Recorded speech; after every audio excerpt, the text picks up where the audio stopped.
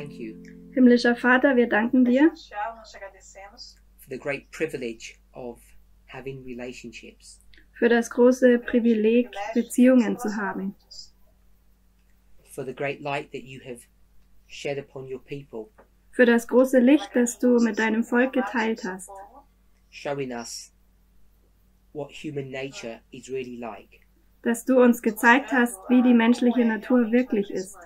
As we continue to discuss and study your word, Wenn wir jetzt weitermachen, dein Wort zu besprechen und zu studieren, to have a better understanding of who we are, um besser zu verstehen, wer wir sind, we pray for special wisdom and grace. dann bitten wir um besondere Weisheit und Gnade. In Jesus' name, amen. In Jesu Namen. Amen.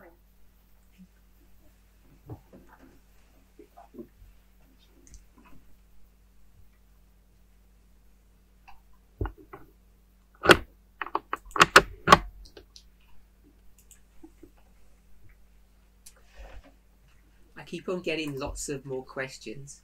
Ich bekomme weiterhin viele Fragen.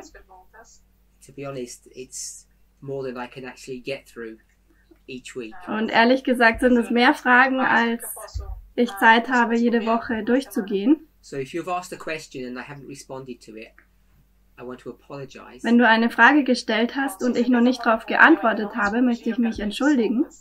It's not because I don't read them, it's just that I can't get through all of the questions. Es ist nicht, weil ich sie nicht lese, sondern weil ich es nicht schaffe, durch all diese Fragen hindurchzugehen. And just because I don't answer your question, it doesn't mean it's unimportant. Und es bedeutet nicht, wenn ich deine Frage nicht beantworte, dass sie nicht wichtig wäre. It's very difficult to decide which questions to answer and which ones not to. Es ist sehr schwierig zu entscheiden, welche Fragen ich antworten kann und welche nicht. And sometimes I get very simple or straightforward questions and I will just answer them out of sequence. Und manchmal würde ich einfach nur eine direkte Frage So I've got a beantworten question. zwischendurch. Ich habe also eine Frage bekommen. It says, what about the use of cologne or perfume? Was ist mit dem Gebrauch von Parfüm? Are we allowed to use such items? Dürfen wir so etwas verwenden? My simple answer is I don't have any problems with it. I think they're completely acceptable. Meine einfache Antwort ist, ich habe damit kein Problem. Ich denke, das ist vollkommen akzeptabel. As in all things, we can go to excess. So wie in allen Dingen kann man auch übertreiben. I've seen prices of some perfumes and colognes. They run into hundreds of dollars. Es gibt Parfüms, die sind Hunderte von Dollar teuer. So I question whether it's a right or an appropriate use of money. Die Frage also, ob es angemessen ist, dafür Geld auszugeben. But the principle of actually presenting oneself looking attractive and smelling nice, I don't think is wrong. Aber ich denke nicht, dass das Prinzip falsch ist, wenn man sich selbst attraktiv herrichtet und auch darauf achtet, dass man gut The riecht. problem arises when we do things to excess. Das Problem kommt auf, wenn man übertreibt. I personally don't have a problem with the use of those types of items. Also ich persönlich habe damit kein Problem, wenn man so etwas benutzt. Someone asked a question a while ago Jemand hat die Frage vor einer Weile gestellt, whether or not it's appropriate to work for the conference church ob es okay ist, für die Adventgemeinde, die offizielle Adventgemeinde zu arbeiten. or some kind of institution that's connected to the church. Oder für School, eine a hospital or something. andere Institution, die mit der Adventgemeinde verbunden ist, also Schule zum Beispiel. And the reason that they ask, Und der Grund für diese Frage, the question wasn't explicit, but this is what I believe. die Frage war nicht speziell, aber das ist, was ich glaube. If you work for the conference, they take your tithe automatically out of your salary before you receive it. Also wenn du in der Adventgemeinde angestellt bist, dann nehmen sie den Zehnten bereits von deinem Gehalt weg, So bevor du they das don't pay Gehalt you a bekommst. gross wage and then you pay your tithe. They take the tithe out before you have been paid. Also sie zahlen dir nicht dein Bruttogehalt und dann zahlst du ihnen den Zehnten, sondern sie ziehen den Zehnten bereits davon ab. The question's being asked, is it wise to work for the conference?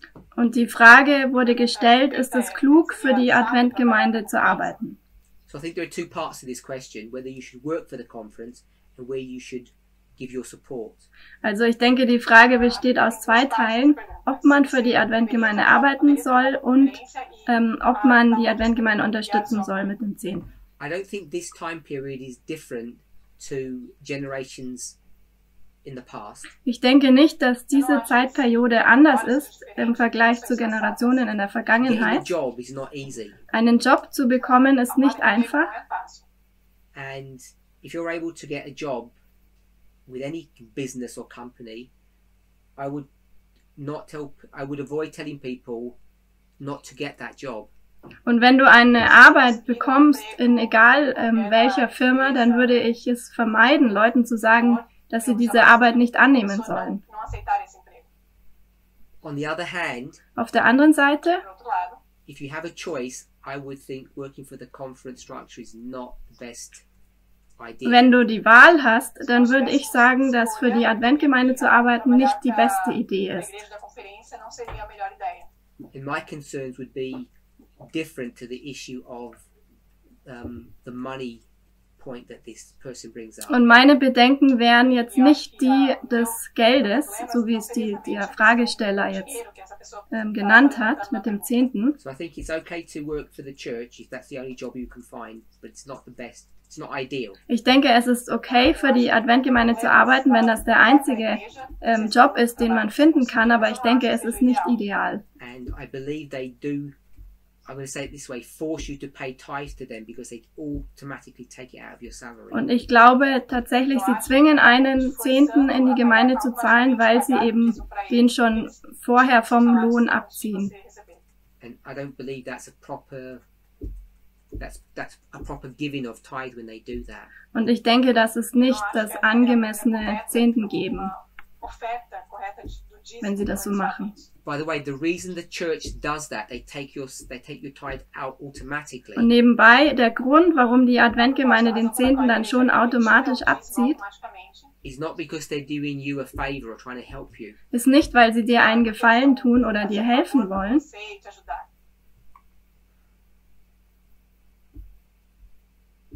One second, I think I need to change a setting on my computer. I've not done something. Er muss hier noch eine Einstellung an seinem Computer machen. Okay, that should be better for everybody, I think. I'm supposed to be using my headphones. I forgot to set them. Er hat seine Kopfhörer eingestellt.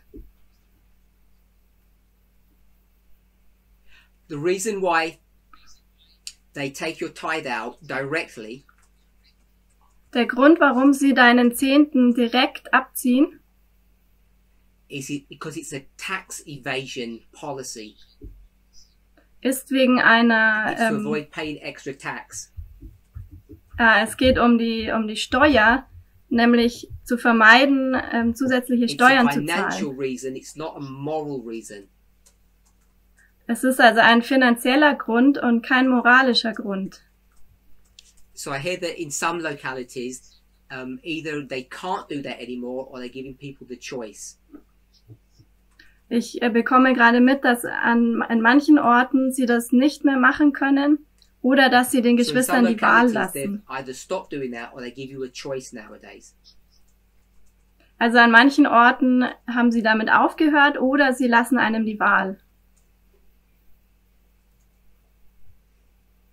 But it's definitely a tax avoidance scheme. It's not a religious issue. Aber es geht in Wirklichkeit darum, Steuern zu sparen und nicht um einen religiösen Grund. So I've been asked a few questions on finances. Mir wurden ein paar Fragen bezüglich Finanzen gestellt.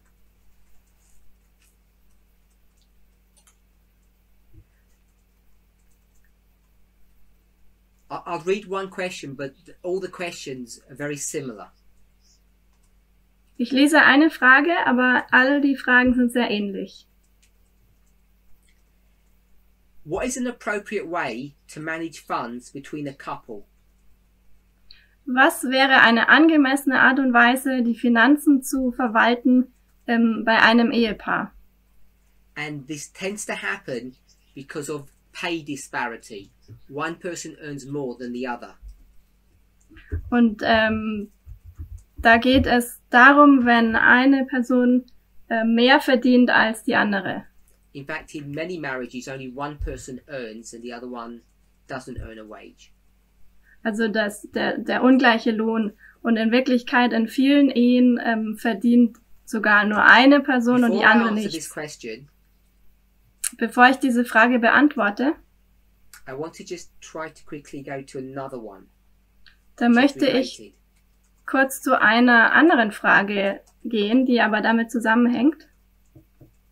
If I can find it. Ich suche sie gerade.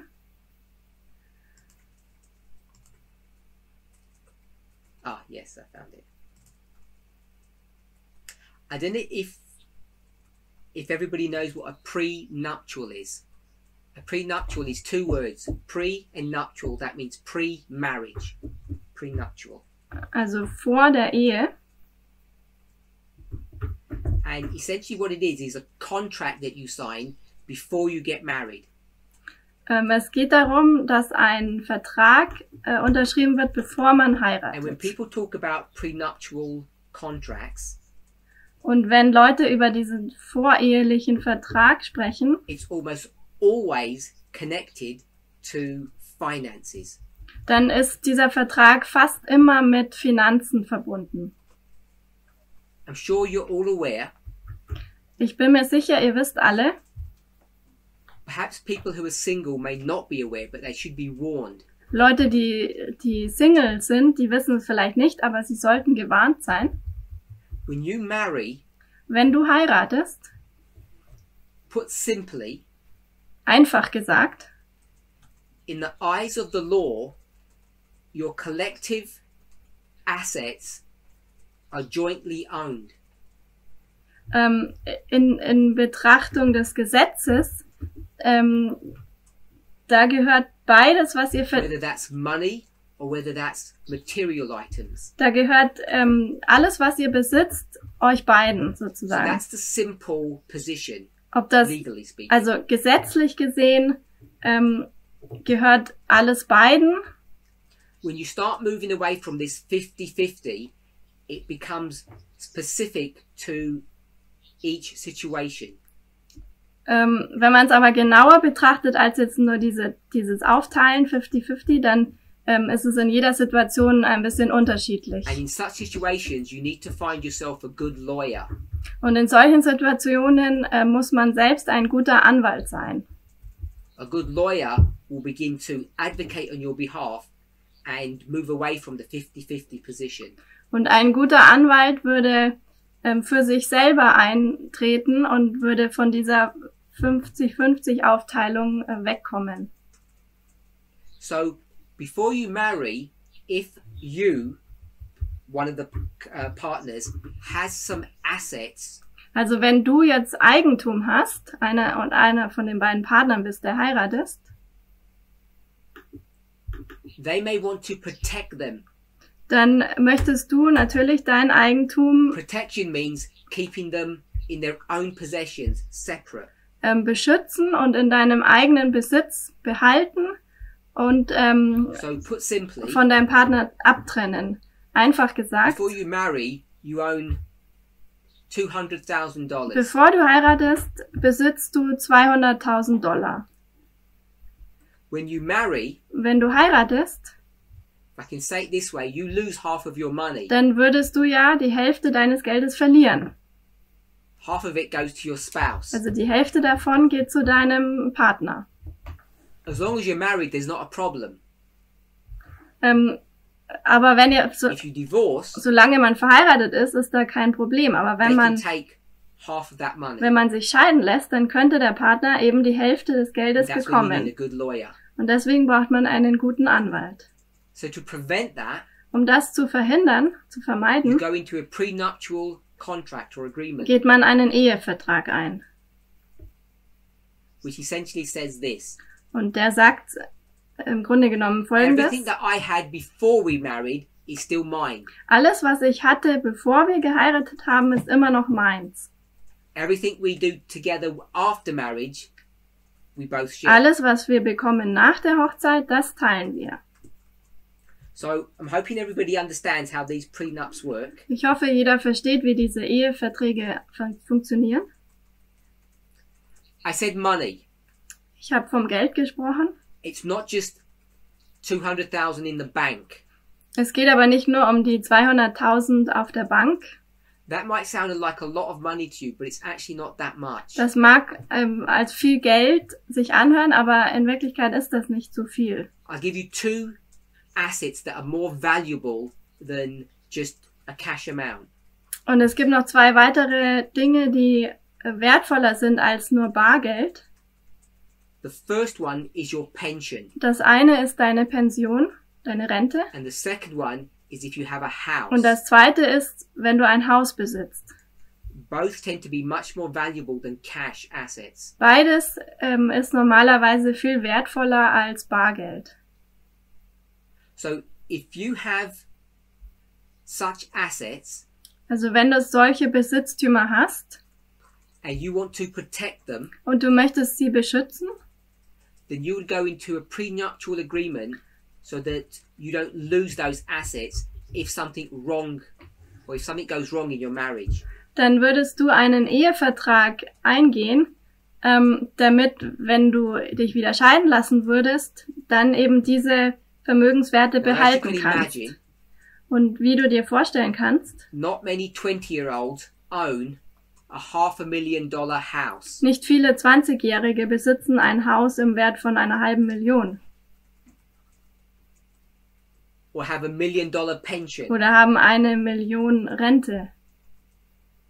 But many people who are 50 or 60 do have such things. Aber viele Leute, die 50 oder 60 Jahre alt sind, die haben solche Dinge. We have an international audience, and for some of you, a $500,000 house sounds crazy. Wir haben hier eine internationale Zuhörerschaft und für viele von euch hört sich ein $500.000 Haus verrückt an. But if you live in parts of America or in parts of Europe, that is not expensive for a property. Aber in Teilen Europas oder Amerikas ist das nicht teuer für ein Grundstück. And $1 million pension, it's quite high, but it's not excessive. Und eine Rente von 1 Million ist sehr hoch, aber nicht außergewöhnlich.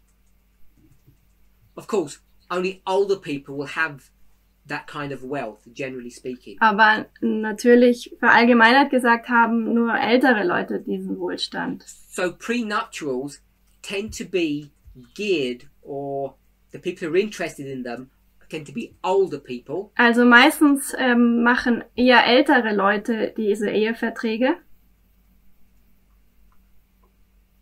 or people who have already been in one relationship, gathered some assets and are going into a second relationship. oder Leute, die bereits in einer Ehe waren und eben Vermögenswerte angesammelt haben und jetzt eine zweite Divorcees. Ehe eingehen.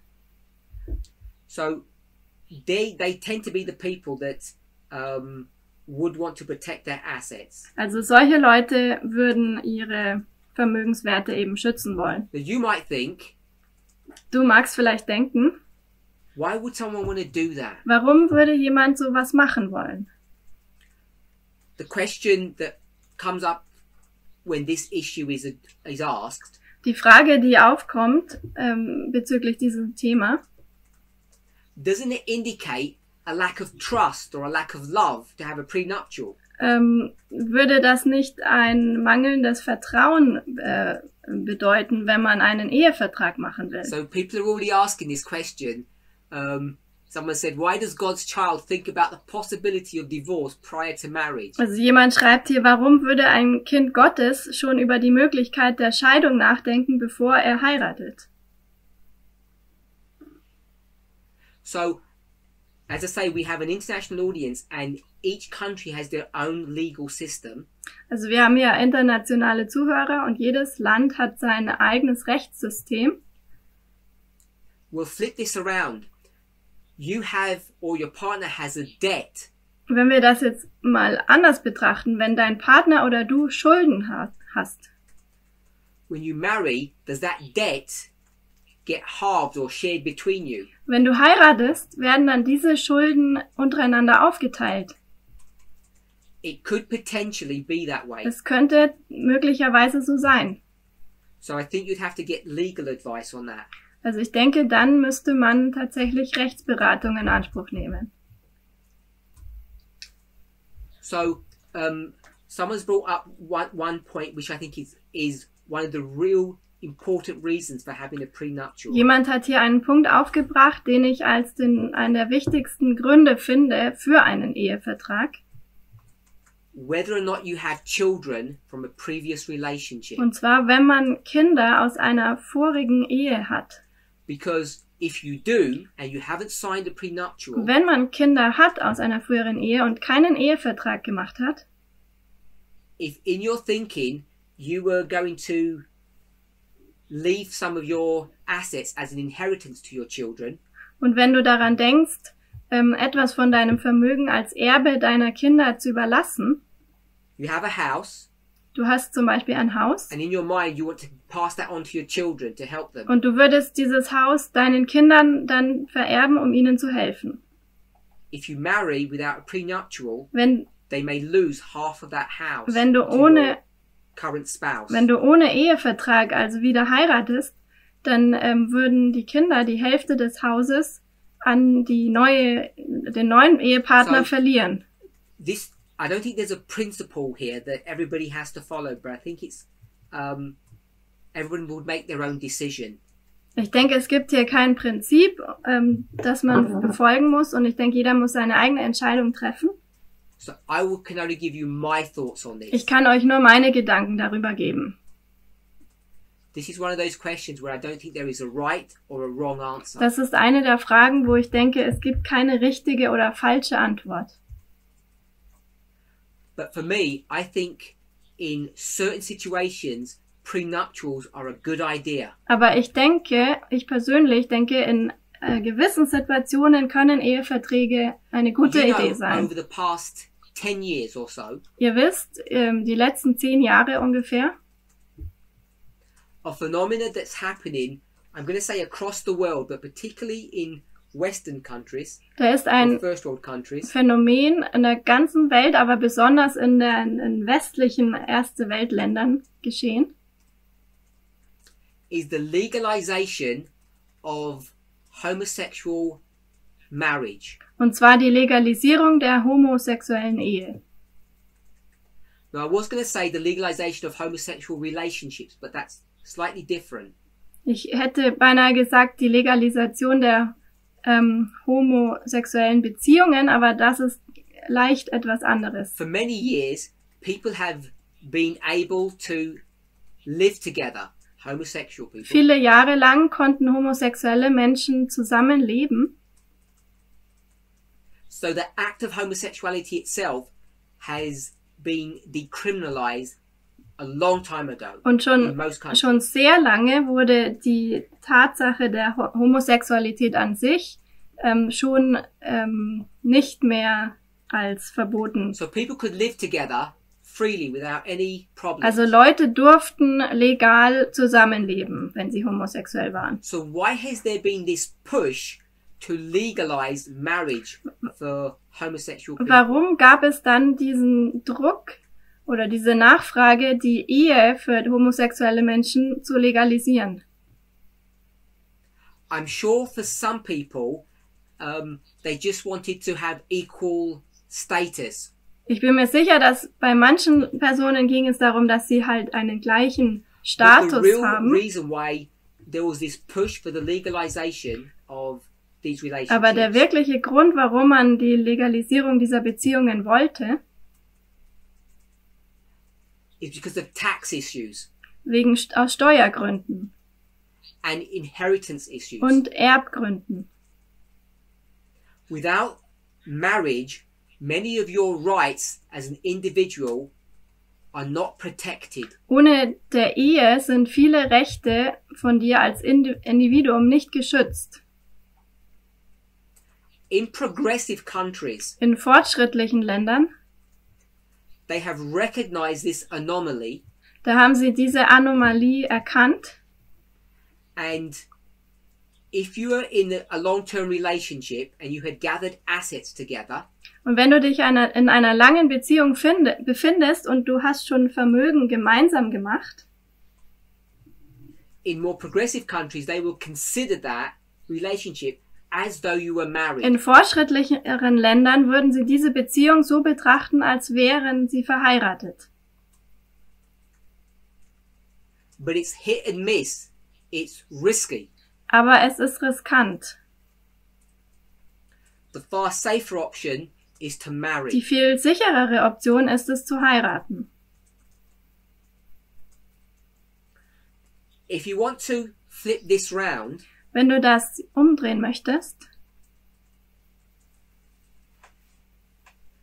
if your marriage doesn't work and you're going to separate, wenn deine Ehe nicht funktioniert und du dich trennen wirst, I think many people, I'm going to talk within our movement, ich denke, viele Leute, und ich spreche jetzt nur über die Bewegung, have a wrong idea of this. haben eine falsche Vorstellung davon.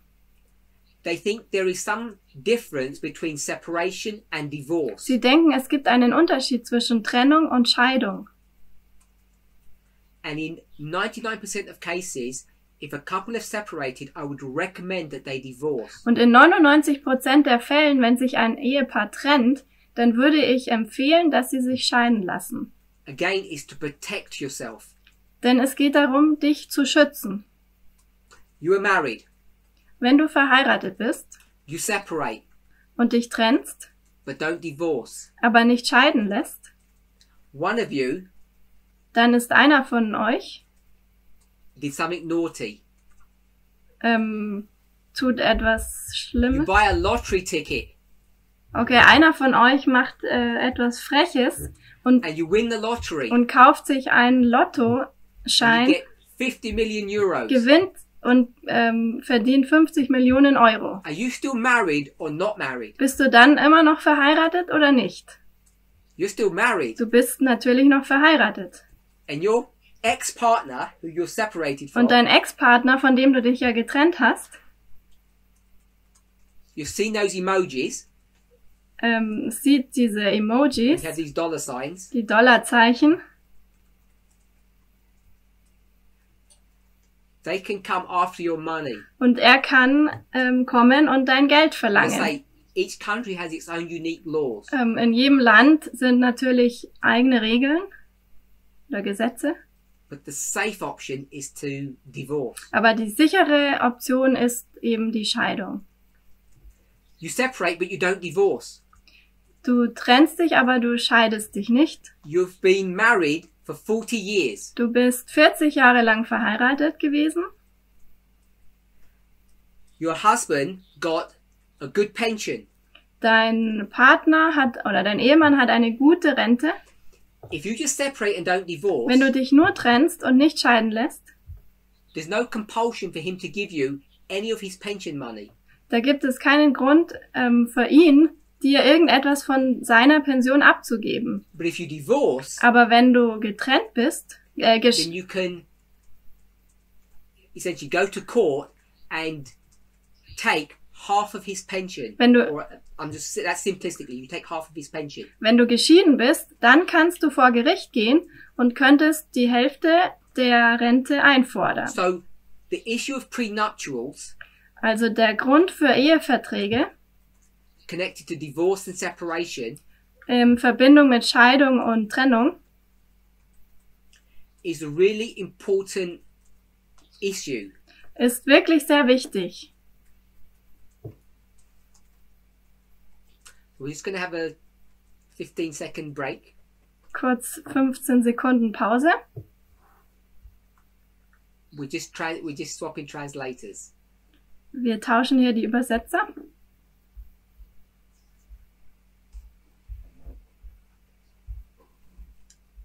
Are we all good? Alles in Ordnung? Good. So someone's asked, what happens if you get some inheritance money whilst you're married? Also jemand hat gefragt, was ist, wenn man Geld erbt, während man verheiratet ist? A pension is a 401k. That's 401k is a pension in the United States. It's the same thing, yes. Es geht hier, glaube ich, um die Rente. So if you get an inheritance while you're married, I think it's considered both of yours. Each situation, you have to fight legally if you wanted to. Es ging um die amerikanische Rente.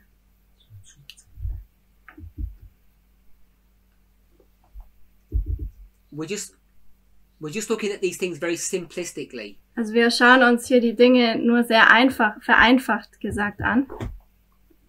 The point that I want us to get to, den Punkt, wohin ich uns bringen möchte.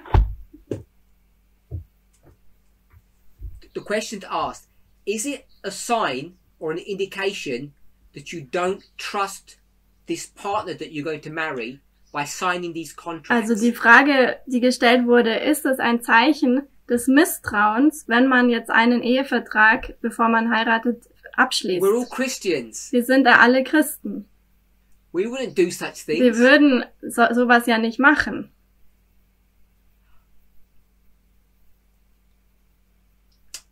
I'm just trying to choose a word that's not disrespectful. Ich suche nach einem... I failed. Ich habe versucht, ein Wort zu finden, das nicht... It's complete naivety. Nicht ohne Respekt ist. Also es ist komplette naivety to not seriously consider your financial situation. Also es ist Naivität, wenn man nicht ernsthaft seine eigene finanzielle Situation betrachtet. I know so many people, I've heard so many stories. Ich kenne so viele Leute und habe schon so viele Geschichten gehört. That people have got into financial difficulties because they didn't plan things carefully. Dass Leute in finanzielle Schwierigkeiten gekommen sind, weil sie nicht vorsichtig geplant haben. And you guess it. Und ihr habt es erraten. The person who almost always gets the bad end of the deal, of the agreement. Die Person, die fast immer auf der schlechteren Seite steht, is the women. Ist die Frau. And it's for two reasons. Und aus zwei Gründen. More than two. Mehr als zwei Gründen. One of them is the obvious one, that they tend to stay at home and look after children. Der eine offensichtliche Grund ist, dass die Frauen meistens zu Hause bleiben und sich um die Kinder kümmern. The second one is they generally tend to be not as well educated. Und die zweite Frage ist, dass Frauen meistens weniger ausgebildet sind als Männer.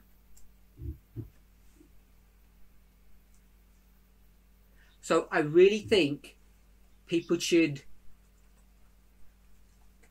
be careful when they make any kind of relationship decision.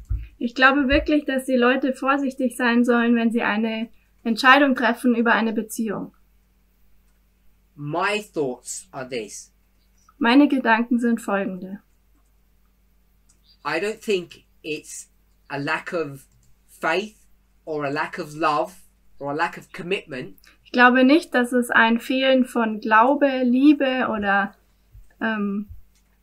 to sign a prenuptial or actually have a divorce contract. Also wenn man einen Ehevertrag macht oder einen Scheidungsvertrag, dass das ein fehlendes Vertrauen ist oder fehlende Liebe. We none of us know what the future holds. Niemand von uns kennt ja die Zukunft. And therefore we should be careful about protecting ourselves. Und deswegen sollten wir vorsichtig sein und uns schützen. So I think prenuptials are appropriate and serve a good purpose. Also ich glaube, Eheverträge sind in Ordnung und nutzen einem guten Zweck. Just in the same way that a will does. Genau wie ein Testament. Just in the same way that divorce is better than separation. Und genauso wie Scheidung besser als Trennung ist. Someone's asked, is it too late to write a prenuptial after you're married? Jemand hat gefragt, kann man auch, nachdem man geheiratet hat, noch einen Ehevertrag abschließen? I think you'd have to get legal advice, but probably not. Ich denke, man müsste sich da beraten lassen, rechtlich, aber ich glaube, es ist nicht zu spät. But you can imagine that if you've been married 10 years, Aber du kannst dir vorstellen, dass wenn du schon 10 Jahre verheiratet bist, and I say, I want to remind you, und ich sage, ich möchte dich daran erinnern, this house we live in is mine, it's not yours. dieses Haus, in dem wir wohnen, ist meins und nicht deins. And I want to sign a contract now to make sure if something happens, I want to keep my house. Und ich möchte jetzt mit dir einen Vertrag abschließen, dass wenn irgendwas passiert, möchte ich mein Haus behalten. It can probably be done legally. Das kann vermutlich legal so gemacht werden. I'm not sure how it would come across emotionally or within your what feelings that would generate. Aber ich frage mich, wie das emotional rüberkommen würde, welche Gefühle das dann bei dem Ehepartner So verursachen würde. probably best to get it done before you marry. Also vermutlich am besten, man macht das, bevor man heiratet. So moving back to the first question, Zurück zur ersten Frage. how do people manage their finances in a relationship? How should that happen? Wie soll man die Finanzen organisieren in einer Beziehung?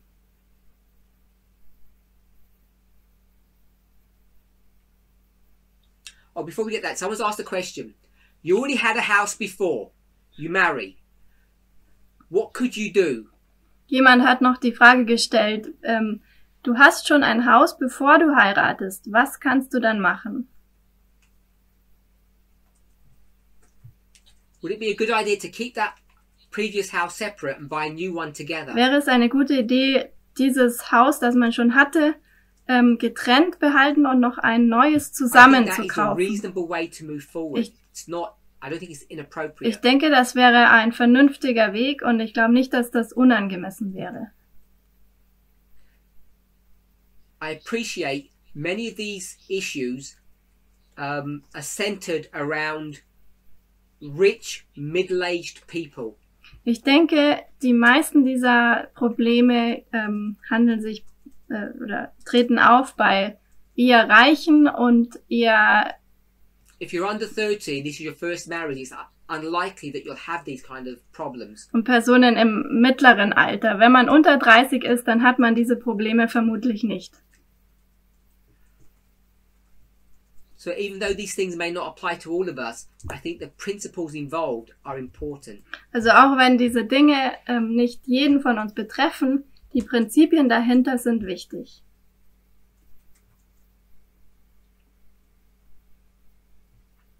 Now, I am aware, fully aware, Mir ist völlig bewusst, since Elder Tess and I have been interfering in your marriages, dass seit sich älteste Tess und ich in eure Ehen einmischen, whether it's your present marriages or your future ones, ob es deine gegenwärtige Ehe ist oder deine künftige, we have caused, I'll say it this way, nothing but trouble. wir haben nichts als Probleme euch bereitet. Is it a sin to marry someone because they're wealthy? Jemand fragt, ist es eine Sünde, jemanden zu heiraten, weil er reich ist? No, it's just an added benefit. Nein, es ist einfach ein zusätzlicher Gewinn. I forgot my original question. I've got to stop answering these chat questions. Since we've got involved in your marriages, we've caused nothing but problems. Also zurück zur Frage, seit wir uns in eure Ehen einmischen, haben wir nichts als Probleme verursacht. I appreciate that. Und das finde ich gut. I want to suggest something. Ich möchte etwas vorschlagen. But the reason why there is so much problems now Der Grund, warum es jetzt so viele Probleme gibt, is because if I can use a borrowed term, there's been a great awakening. Wenn ich einen Ausdruck mir ausleihe, es gibt eine große Erweckung. Women have essentially been in slavery. Frauen haben sich in Sklaverei befunden. That means I'm going to guess half of you are women in this group. Therefore, over 100 of you have been in slavery. Also wenn die Hälfte von dieser Gruppe hier Frauen sind, dann waren über 100 Frauen in Sklaverei. And you didn't know it until someone told you. Und ihr wusstet es nicht, bis euch das jemand gesagt hat. So now you've become aware that you are essentially slaves. Und jetzt, wenn es dir bewusst wird, oder euch bewusst wird, dass ihr in Wirklichkeit Sklavinnen seid, and then you've been told that you shouldn't be slaves, you should fight for your rights. Und euch gesagt wird, ihr solltet keine Sklavinnen sein, ihr sollt für eure Rechte kämpfen, it's going to cause nothing but trouble. Dann verursacht das nur Probleme. Because the men are going to argue the following. Denn die Männer würden Folgendes argumentieren. Before you came along, bevor du kamst, my slave wife was happy. War meine Sklavenfrau glücklich. And if you point out the fact that she was a slave, it doesn't seem to make any difference. Und wenn du die Tatsache hervorhebst, dass sie eine Sklavin ist, dann macht das In English, there's a phrase. Keinen Unterschied. In Englisch gibt es einen Ausdruck. It says, ignorance is bliss. Bliss means happiness. Der sagt, Unwissenheit ist glücklich. Oder was ich nicht weiß, macht mich... And that's how many people have operated. Und das ist, wie viele... Come along and say, by the way, did you know you're a slave? Wie viele Leute funktionieren. Sie sagen, wusstest du, dass du And the men are saying, shh, don't tell them. Dass du ein Sklave bist, und die Männer sagen, seid leise, sagt es ihnen nicht. Saying, wow, I didn't realize. Und die Frauen sagen, das habe ich gar nicht gemerkt.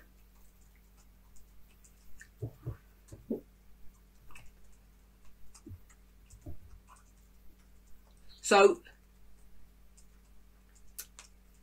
are interjecting ourselves into your lives. Also, wenn wir uns in eure Leben einmischen. Let me put it another way. It's not us, it's this message. Es sind nicht wir, sondern es ist ja die Botschaft. This message has come into your life and it has disrupted it. Die Botschaft kam in dein Leben und hat es zerstört. And many people don't like it. Und viele mögen das nicht. But it's a necessary experience that we must go through. Aber es ist eine notwendige Erfahrung, durch die wir gehen müssen. Whether you're a man or a woman, husband or wife. Ob du ein Mann, eine Frau bist, ein Ehemann oder eine Ehefrau.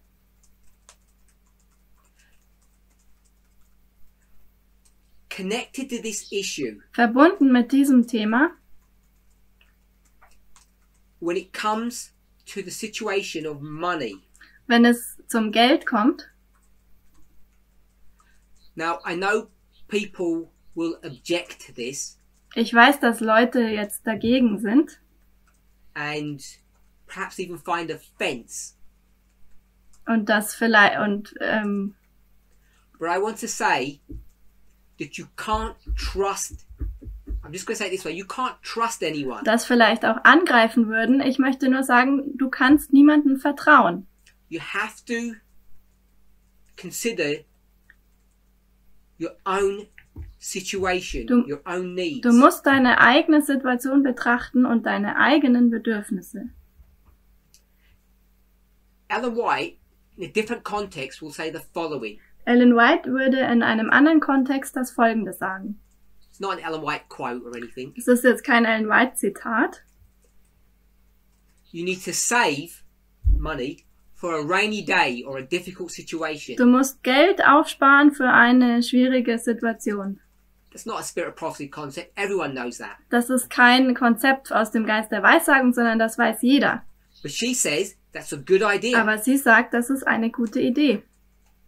You should save for a rainy day, a difficult time. Sparen für eine schwierige Zeit.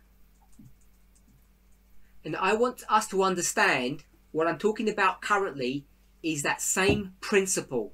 Und ich möchte, dass wir verstehen, dass wir heutzutage über das gleiche Prinzip sprechen. You don't know what the future holds. Ihr wisst nicht, was die Zukunft euch bringt. If you're a woman, Wenn du eine Frau bist, you may have married a monster. hast du vielleicht ein Monster geheiratet. Your husband may become a monster. Dein Mann wird vielleicht zum Monster. He may die. Oder er wird sterben. He may find someone else and commit adultery. Oder jemanden anderen treffen und Ehebruch begehen. He may be wonderful, but you just drift apart. Vielleicht ist er auch wunderbar, aber ihr habt euch auseinandergelebt. The only point I want us to see is that we don't know what the future holds. Ich möchte einfach, dass ihr seht, dass wir nicht wissen, was in der Zukunft passiert. We'll call it this rainy day. Diese verregneten Tage, This grey, dark day that you should anticipate may happen. diese dunklen Tage, von denen wir ausgehen sollen, dass die passieren können. And far too many, I'm going to say women, ignore this. Und viel zu viele Frauen, sage ich jetzt mal, ignorieren das. And they just pretend everything's going to be sunny for the rest of their lives. Und sie geben einfach nur vor, dass alles wird wunderbar sein bis zum Ende ihres Lebens. Unfortunately, the reality is that it's not like that. Leider ist die Realität aber nicht so. Expect the unexpected. Erwartet das Unerwartbare. This could cover many issues, many facets of your life. Das kann viele Facetten in deinem Leben betreffen. But the one I'm speaking about is money. Aber ich spreche jetzt über das Thema Geld. Now, whilst I believe in trust, Als ich an Vertrauen geglaubt habe, you should trust one another when it comes to finances. man sollte sich trauen, also als ich geglaubt hatte, dass man sich vertrauen sollte, I'm not suggesting that you hide things from one another. wenn es ums Geld geht, dann schlage ich nicht vor, dass ihr voreinander Sachen versteckt. But just connected to the issue of money is the following. Aber in Bezug mit dem Geld steht das Folgende. You can set yourself up into a very dangerous situation Du kannst dich selbst in eine sehr gefährliche Situation bringen, as a woman als Frau, if you choose to stay at home as a housewife and let your husband work. wenn du dich dafür entscheidest, zu Hause als Hausfrau zu bleiben und deinen Ehemann arbeiten zu lassen. Because if that rainy day happens, Denn wenn diese dunklen Tage geschehen, you will find yourself in a very difficult situation. dann findest du dich in einer sehr schwierigen Situation wieder. Now, this is not a study on how to bring up children. Das ist kein Studium darüber, wie man Kinder großzieht.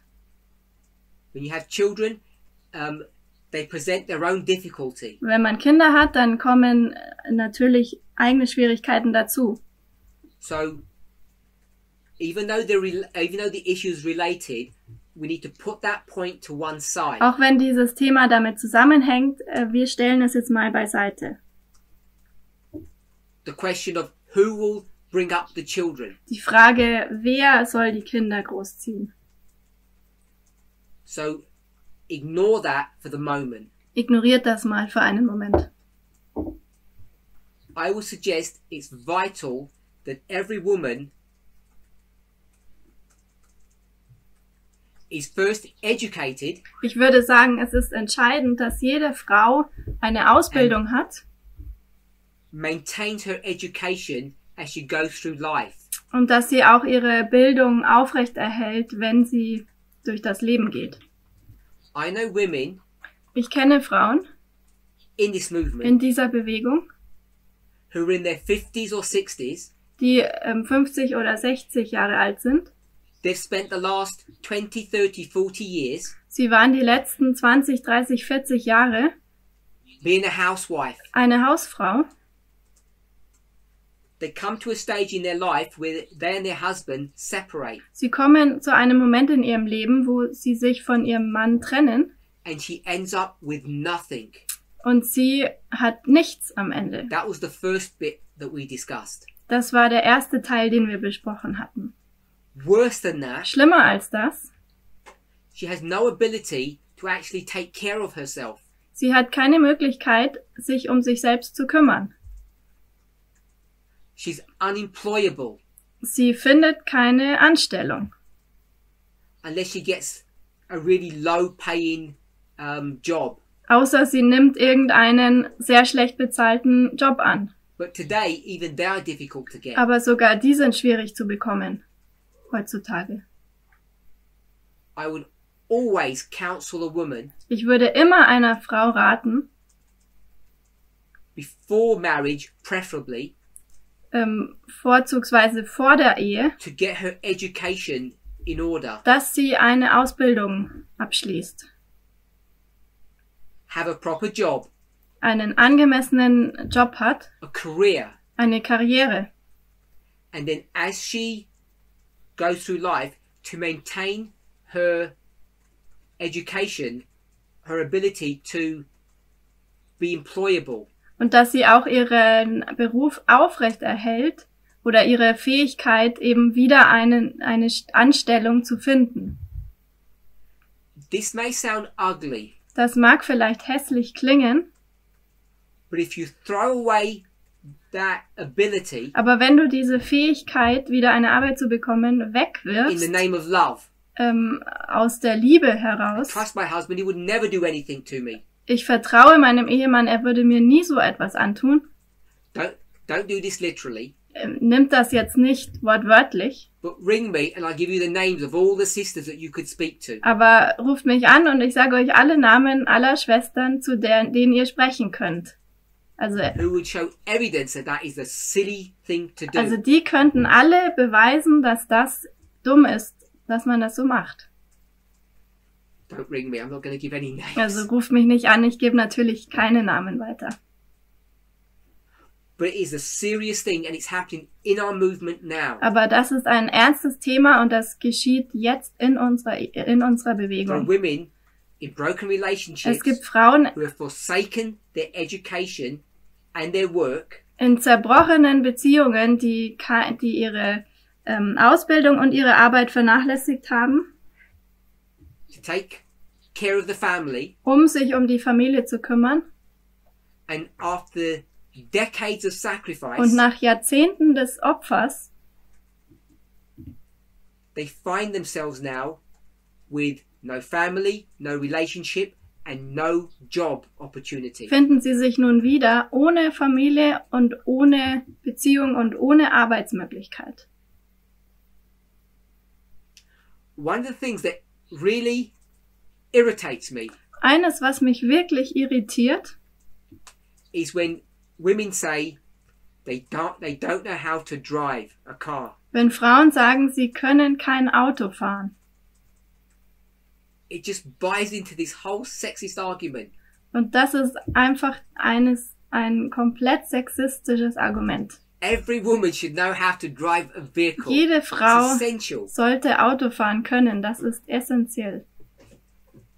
It's wrong to rely upon your husband Es ist falsch, diesbezüglich von deinem Ehemann abhängig and zu say, sein. why do I need to marry? I have a chauffeur. Warum soll ich heiraten? Ich habe einen Chauffeur. Because one day that chauffeur may leave you. Eines Tages könnte dieser Chauffeur dich verlassen. So as someone has rightly pointed out, Ellen White talks about this principle.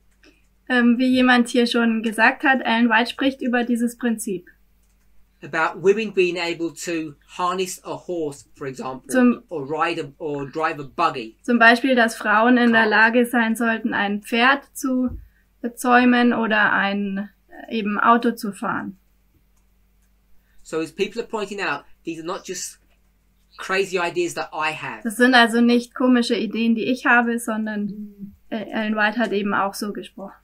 In a very gentle and I would say sexist fashion, Ellen White says the same. Sehr freundlich und ich würde sagen sexistisch, sagt Ellen White, aber letzten Endes das Gleiche. So when it comes to how do you share finances, Also, wenn es dazu kommt, wie man jetzt die Finanzen teilen soll, and not talking about the issue of children, und wenn wir jetzt das Thema Kinder nicht betrachten, I'm saying that women should maintain their employability. dann sage ich, dass Frauen die Möglichkeit zu behalten sollen, wieder eine Arbeit zu bekommen. And if you don't do that, because if you don't do that in the name of love or trust, Und wenn ihr das nicht macht im Namen des Vertrauens oder der Liebe, I would use a different word. ich würde ein anderes Wort benutzen. Not trust, but naivety. Nicht Vertrauen, sondern Naivität. You set yourselves up in a very dangerous situation. Du bringst dich in eine sehr gefährliche Situation. Okay, so we've spoken about prenuptials. Wir haben also über Eheverträge gesprochen. We've spoken about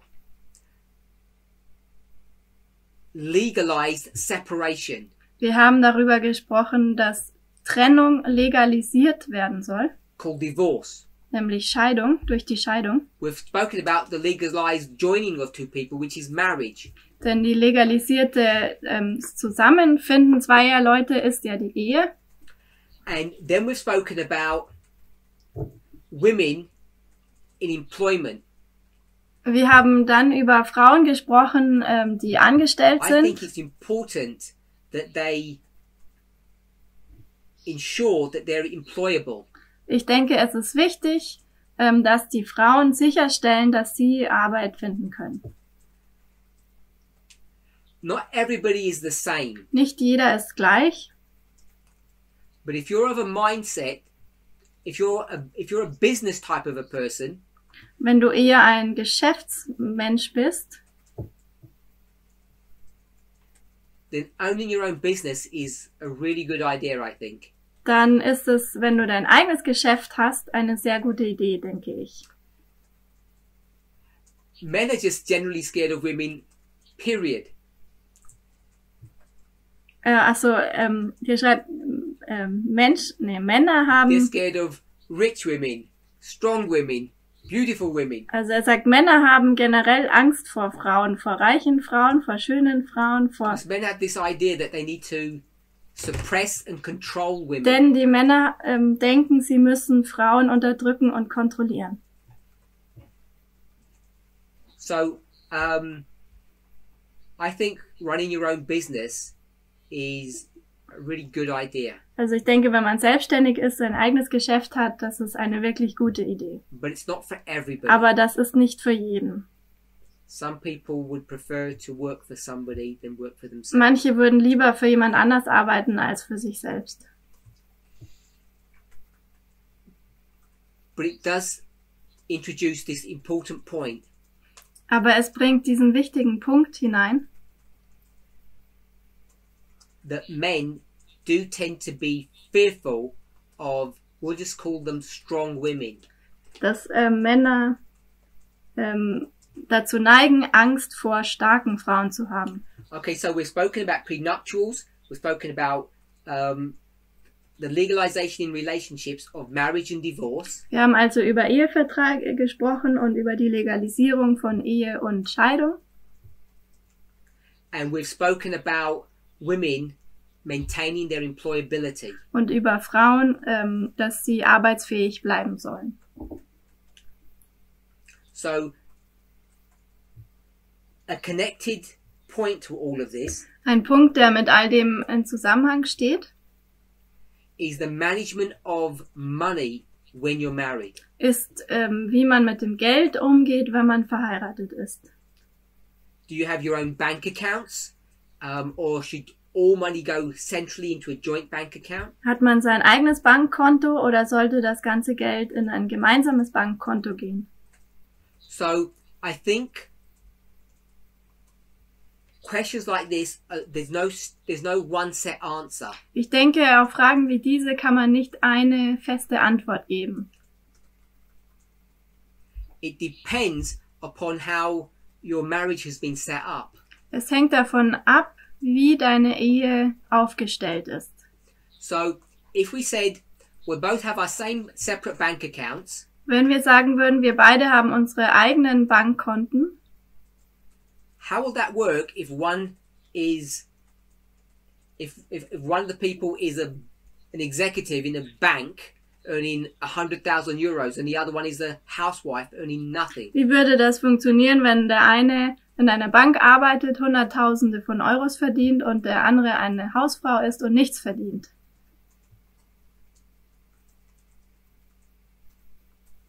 Separate bank accounts don't work that way. Also getrennte Bankkonten würden dann nicht funktionieren. So, I don't think there is one set answer. Ich denke, es gibt also keine fixe Antwort. I think there has to be trust. Ich denke, da muss es Vertrauen geben. And if there's trust, I don't think there is anything wrong with having a joint bank account. Und wenn es Vertrauen gibt, dann denke ich, ist nichts falsch daran, ein gemeinsames Bankkonto zu haben. To me, the real difficulty when it comes to joint bank account or money management, die wirkliche Schwierigkeit, wenn es ums Thema Geld oder gemeinsames Konto geht, is what tends to happen is the following. Und was dann passiert, ist das Folgende. The person who earns the money seems to think that they own the money. Die Person, die das Geld verdient, denkt auch, ihr gehört das Geld. And either explicitly or subtly they control.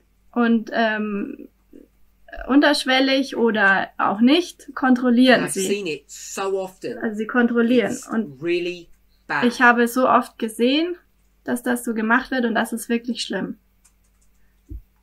And this is one of the reasons why I think it's important for women to have their own independence, even in a marriage. Und das ist einer der Gründe, warum ich denke, Frauen sollten ihre Unabhängigkeit haben, auch in der Ehe. So we're not talking about that dynamic. We're talking about a dynamic where there is a disparity in wages. Wir sprechen jetzt nicht darüber, sondern darüber, wenn es eine Ungleichheit gibt im Lohn. It's not for me to be prescriptive to say this is the set plan. Ich möchte jetzt nicht sagen, dass das so fix ist. You can go to financial counselors as you can marriage counselors who help you to navigate your way through such problems. Du kannst dich auch beraten lassen von Finanzberatern zum Beispiel, die dir helfen, durch diese Probleme zu kommen. But what I would say is the following. Aber ich würde das Folgende sagen. For a marriage to work properly, damit eine Ehe richtig funktioniert, when we talk about trusting one another, wenn wir darüber sprechen, dass man sich gegenseitig vertraut, to me, to have a foundation of trust, it has to be built upon at least one major premise. Ein Fundament des Vertrauens muss auf eine Sache gegründet sein. That the money that's earned is not owned, does not belong to the person who earned it. Und zwar, dass das Geld, das verdient wird, nicht der Person gehört, die es verdient.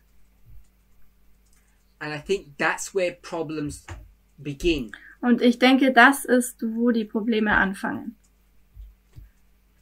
Think of the following scenario. Denke an folgendes Szenario. Husband earns 1,000 euros a month. Der Mann verdient 1.000 Euro im Monat. Wife earns nothing. Die Frau verdient nichts. They need to give 100 euros tithe a month. Sie müssen 100 Euro Zehnten geben im Monat. 1,000 euros, 100 euros tithe. 1.000 Euro Verdienst, 100 Euro Zehnten. Who decides where that tithe goes to? Wer entscheidet, wohin dieser Zehnte geht? The husband who earned the money or the wife who didn't earn the money? Der Mann, der das Geld verdient hat, oder die Frau, die es nicht verdient hat? This is a more common problem than you might realize. Das ist ein häufigeres Problem, als ihr vielleicht denken würdet. And I've seen it, can't say often, but I've seen it enough times to know that it is a problem. Und ich habe das oft genug gesehen, um zu wissen, dass das wirklich ein Problem ist. I'm hoping we can all see how wrong it is for the wage earner to think that they can control where that tithe goes just because they earned it. Ich hoffe, wir können alle sehen, wie falsch es ist, dass der das Geld verdient, auch kontrolliert, wohin das Geld kommt.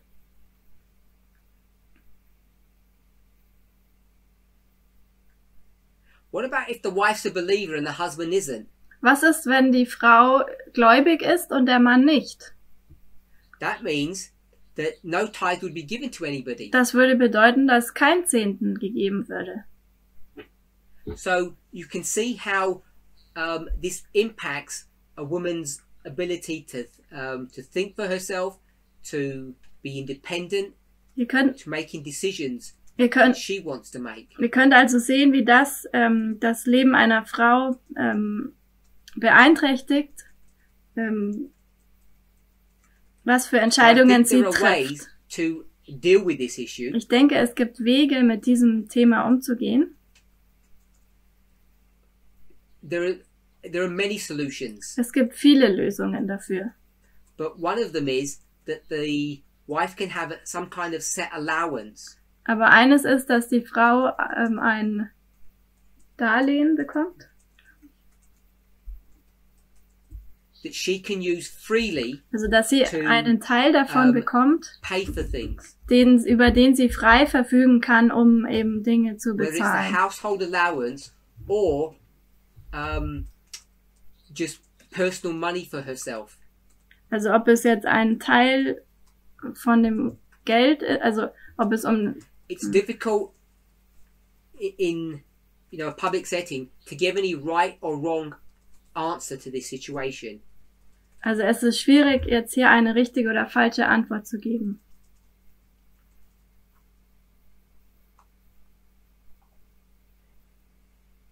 If we were going to go to the most perfect, heavenly, ideal model, wenn wir in das zu dem perfektesten himmlischen Modell gehen würden, everything would go into one bank account. Dann würde alles in ein Bankkonto gehen.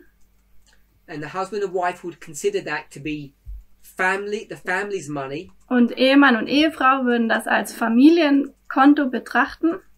And they would manage that money jointly. Und sie würden dieses Geld gemeinsam verwalten. Openly and honestly trusting one another. Sie würden sich offen und ehrlich vertrauen, gegenseitig. But unfortunately, most marriages don't work in that ideal situation. Aber leider funktionieren die meisten Ehen nicht in so einer idealen Situation. And that's when it becomes difficult to be able to give a definitive answer of how you should manage your finances. Und deswegen wird es schwierig, eine fixe Antwort zu geben, wie man die Finanzen organisieren, verwalten soll. I don't think it's appropriate for me to say, oh, you should just open your own bank account. Ich denke nicht, es ist angemessen für mich zu sagen, du solltest einfach dein eigenes Konto öffnen. Because unless you can put money into that account, which means you have to have a good job, it doesn't serve a purpose really. Denn außer du hast einen guten Job und kannst Geld auf dieses Konto tun, dann dient es ja nicht wirklich einem Zweck. Which is why I said that it's really good for women to have their own independent source of income. Deswegen habe ich gesagt, es ist gut für Frauen, wenn sie ihr eigenes unabhängiges Einkommen haben. Some families have 3 bank accounts, one each and a joint. Manche Familien haben 3 Bankkonten, jeder eines und ein gemeinsames.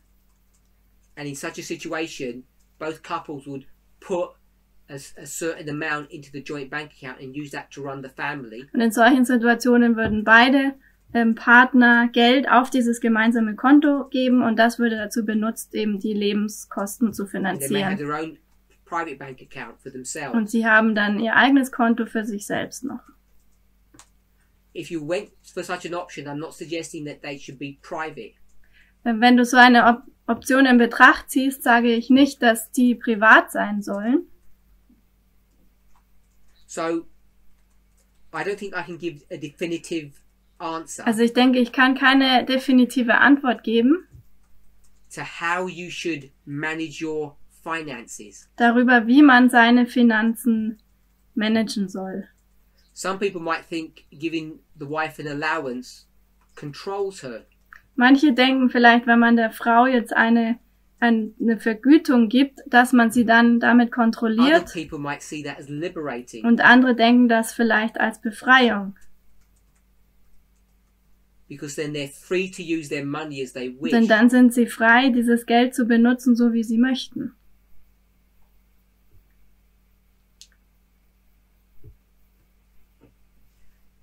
One thing I should have mentioned Eine Sache noch, die ich erwähnen hätte sollen, is that a wife should plan and manage her own finances and her own pension. dass eine Frau ihre eigenen Finanzen und auch ihre eigene Rente planen und verwalten sollte. And I think that can happen whether she works or whether she doesn't. Und ich denke, das kann geschehen, entweder wenn sie arbeitet, aber auch wenn sie nicht In most arbeitet. families, if the husband works and the wife doesn't, they'll end up having one pension which is in the name of the In husband. vielen Familien, wenn nur der Ehemann arbeitet, dann bekommen sie auch nur eine Rente, und zwar die geht an den Ehemann. And I would argue that it's a good idea to actually have two pensions and pay and for the wife to have her own pension. Und ich würde sagen, es wäre gut, wenn die Frau in ihre eigene Rente einzahlt. I'm sure all of you accountants out there know the problem with that. Ich bin mir sicher, all ihre Buchhalter wisst, was das für ein Problem ist. Is that there are no tax advantages in giving a pension to someone who doesn't earn money. Nämlich, dass es keine Steuervorteile gibt, wenn man eine Rente zahlt für jemanden, der kein Geld verdient.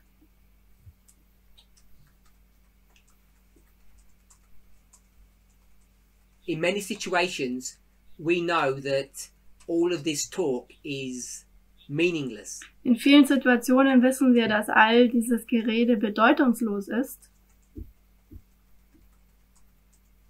Because there are marriages in this movement where the men don't even tell their wives how much they're earning. denn es gibt sogar Ehen in dieser Bewegung, wo die Männer ihren Frauen gar nicht erzählen, wie viel sie überhaupt verdienen. The women aren't even given an allowance to buy anything. Und den Frauen wird kein Geld gegeben, irgendetwas zu kaufen. It's all controlled by the men. Es wird alles vom Mann kontrolliert. It's not for me to tell you what to do in such a situation. Also es liegt nicht an mir, dir zu sagen, was du in so einer Situation tun sollst.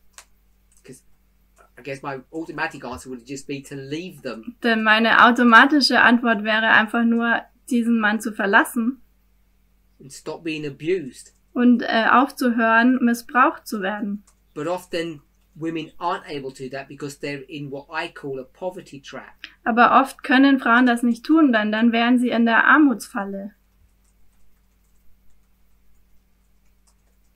It's misery being married, but you can't leave. Also es ist schlimm, in dieser Ehe zu bleiben, aber man kann auch nicht wirklich gehen. Because leaving your marriage makes your financial situation worse than it is in marriage. Denn zu gehen würde deine finanzielle Situation noch schlimmer machen, als sie in der Ehe ist.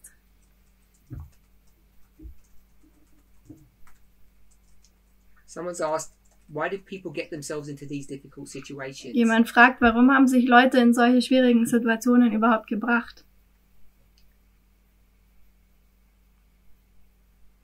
I guess it seems a good idea at the time. Ich denke, es ist eine gute Idee. Also, Many people are just don't think things through. They're too trusting. viele Leute vertrauen einfach zu blind und denken die Dinge nicht bis zum Ende durch. We began our discussion by looking at prenuptials and people thought, wow, does that mean you don't trust the partner? Wir begannen unsere Diskussion, als wir uns Eheverträge angeschaut haben, und Leute haben gedacht, heißt das nicht, dass man seinem Partner nicht vertraut. And now the whole conversation's turned around and people are saying, why do people even get into this mess? Und jetzt ist die Konversation dahin gegangen, wo die Leute fragen, warum kommen die Leute überhaupt in I don't know how many dieses... married couples we have here, but how many of you have actually got a prenuptial? I bet nobody does. Also ich denke mal, dass so gut wie niemand einen Ehevertrag hat hier in der Bewegung. Ah, one person has. Eine Person hat es. Good.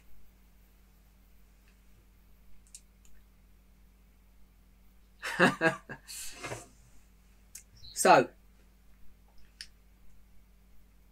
when it comes to the sharing of finances, bank accounts, I don't think there is one set answer. Also zum Thema Finanzen teilen, denke ich, gibt es keine fertige Antwort. I think it's a very difficult situation because women, they tend to be at a disadvantage. Ich denke, es ist eine schwierige Situation und Frauen sind meistens im Nachteil.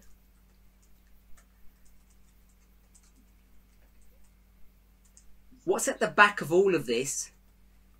Was hinter all dem steht, People have asked, why do people get themselves into these problems? warum Leute fragen, warum Leute überhaupt in diese Probleme And it's primarily because almost all of us, I would imagine, believe in this headship model, or we trust in God to take care of us. Also warum Leute sich überhaupt in diese Probleme begeben haben. Und ich denke, es ist meistens, weil wir in Gott vertrauen, dass er sich um uns gekümmert hat. And all this talk that I'm doing now just speaks of mistrust or lack of trust. Und alles, über was ich jetzt rede, spricht von fehlendem Vertrauen You oder need to trust in Misstrauen. God, you need to trust in the marriage institution, in your vows. Wenn man soll Gott vertrauen, man soll der Ehe vertrauen und auch den Gelübden vertrauen. So if you see this conversation being indicative that we shouldn't trust people, I think you've misunderstood the point. Also wenn du denkst, dass diese Konversation bedeuten soll, dass man Leuten nicht vertrauen soll, I might venture to say I'm not persuaded that you have a right model or image of God. dann würde ich sagen, ich bin nicht davon überzeugt, dass du ein richtiges Modell oder ein richtiges Bild über Gott hast. I would prefer to look at it as a rainy day situation. Ich würde vorziehen, es so zu betrachten als eine Situation für dunkle Remember, the Tage. rain and the sunshine fall upon the good and the wicked. Merkt euch, der Regen und die Sonne fällt auf die Guten und die Bösen. Christians are not isolated or immune from pain. Christen sind nicht immun gegenüber dem Schmerz. If you don't know that, just contact someone in the movement, your next door neighbour, and you ask them, and you'll see. Wenn du das nicht weißt, dann frag einfach jemanden in der Bewegung und du wirst sehen, dass es das eben auch gibt.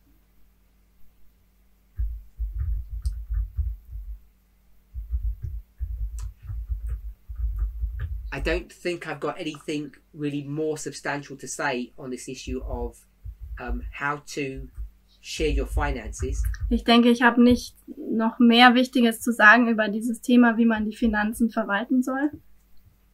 I think the ideal situation where you have a joint bank account, it doesn't matter who earns and it all goes in there, is a good ideal to strive for. Ich denke, die ideale Situation, dass man ein Bankkonto hat und eben das Geld von beiden dort hineinkommt, egal wer es verdient, ist eine gute Idee, danach But zu the streben. reality is many families won't operate properly in that regime. Aber die Realität ist, dass bei vielen Familien das so nicht funktionieren würde. And there's no point me in saying go to the other extreme, have your own separate bank accounts and manage your own money separately. Ich möchte aber auch nicht ins andere Extrem gehen, dass jeder sein eigenes Bankkonto hat und sein eigenes Geld getrennt voneinander verdient.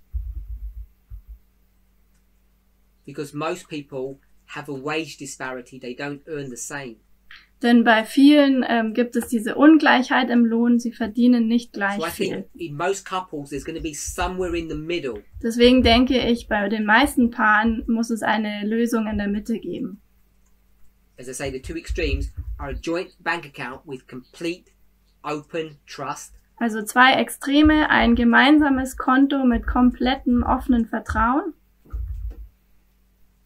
or the other extreme where there is no trust and two completely separate bank accounts. oder das andere Extrem, wo es kein Vertrauen gibt und komplett getrennte Bankkonten. I think most couples in the real world will be somewhere in the middle. Ich denke, bei den meisten Paaren in der realen Welt wäre es etwas in der Mitte. And depending upon how much money you earn, what your expenses are, what kind of jobs you have, will decide where you are in that spectrum. Und je nachdem, wie viel Geld ihr verdient, was für eine Art von Arbeit ihr habt, würdet ihr euch innerhalb diesem Spektrum einordnen. Each couple can define or make up their own path, their own way.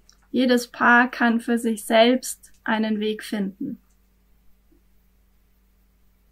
So, when I was in this situation, Als ich mich in dieser Situation befand, the way we ran our finances so wie wir unsere Finanzen verwaltet haben, was that we had two accounts. wir hatten zwei Bankkonten. We had a joint account and I had my own separate account. Wir hatten ein gemeinsames Konto und ich hatte mein eigenes getrenntes Konto. So that's how we ran our family. So haben wir unsere Familie organisiert.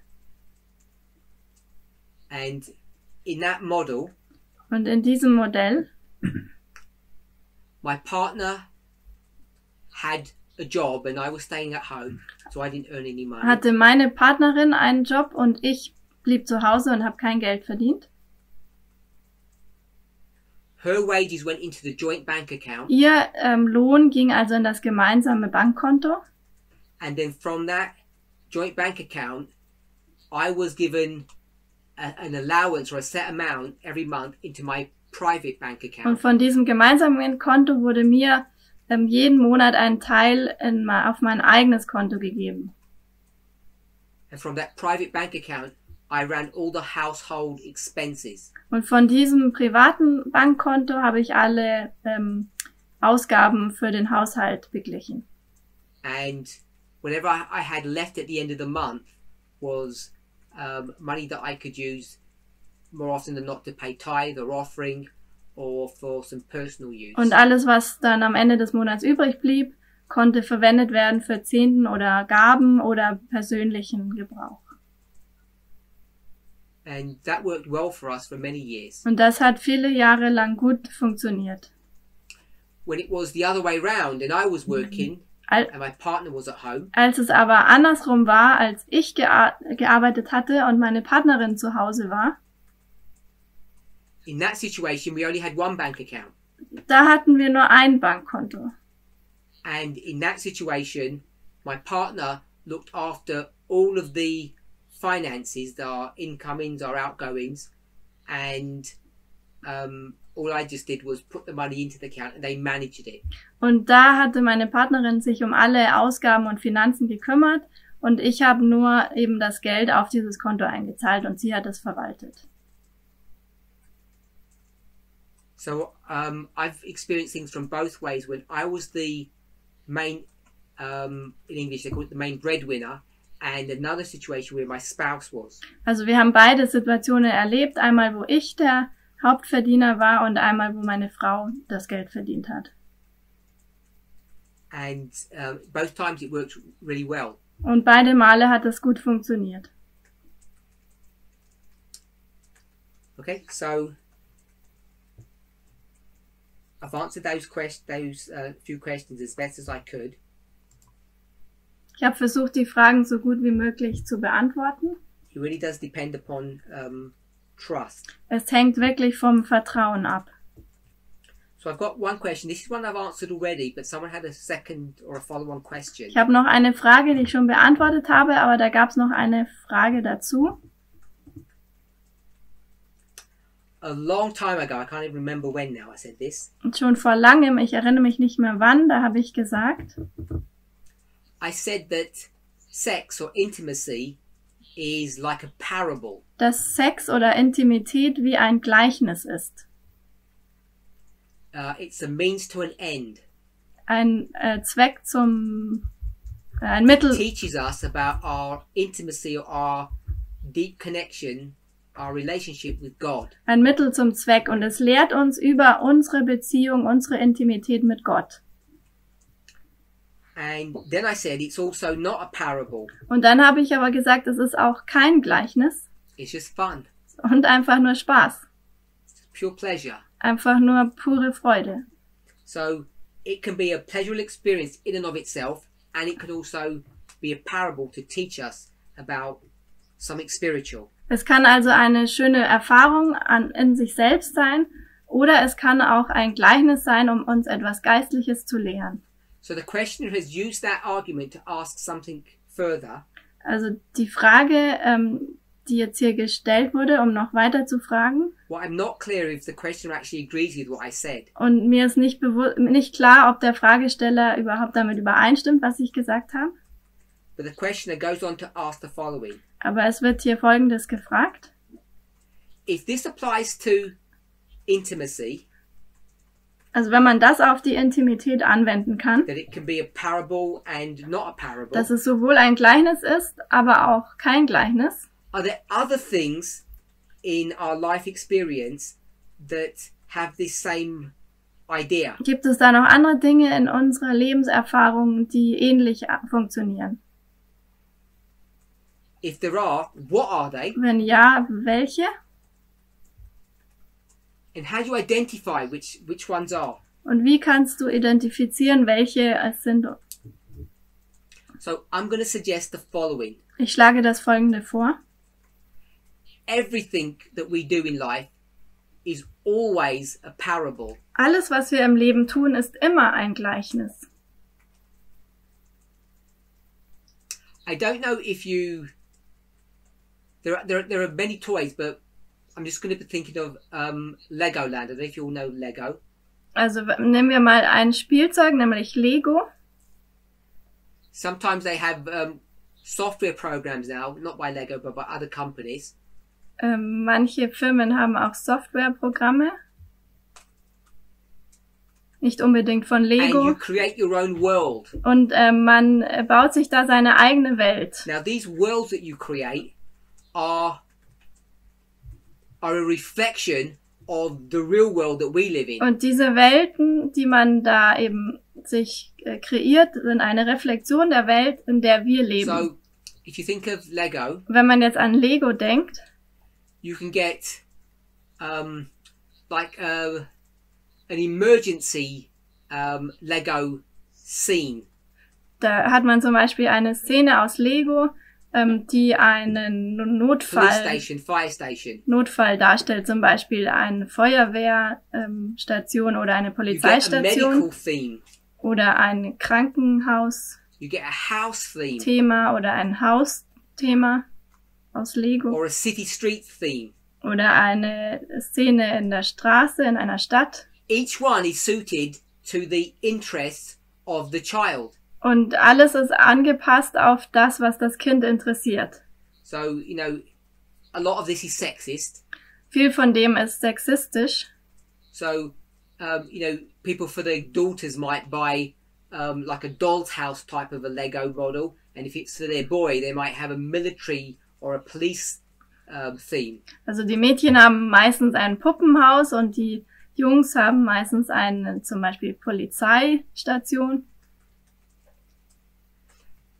The only thing I'm trying to point out is the following. Das Einzige, was ich damit jetzt zeigen möchte, ist, You buy the Lego model connected to the mind of the child, what they're interested in. du kaufst also das Lego-Spiel in Bezug auf das, für was sich dein Kind So interessiert. Lego World becomes a parable of the person who's playing, the child, the creator. Also die Welt mit den Lego-Steinen wird ein Gleichnis für die Person, die damit spielt, die damit etwas erschafft. sex, food, work, play. Sex, Essen, Arbeit oder Spiele. All aspects of your life Alle Aspekte deines Lebens are just parables of the master creator. sind einfach nur Gleichnisse von dem Meisterschöpfer. We're just like a Lego world to God. Wir sind wie eine Lego-Welt für Gott. Whatever his interest is, he created a world to occupy himself. Für was auch immer er sich interessiert, baut er sich eine Welt, um sich damit zu beschäftigen. So I think not only is intimacy, but everything in our lives is all a parable. Also ich denke nicht nur die Intimität, sondern alles in unserem Leben ist alles ein Gleichnis. However, Jedoch, unlike those Lego models, also im Gegensatz zu den Lego-Spielen, we're able to think and learn. sind wir in der Lage zu denken und zu lernen. We have consciousness. Wir haben Bewusstsein.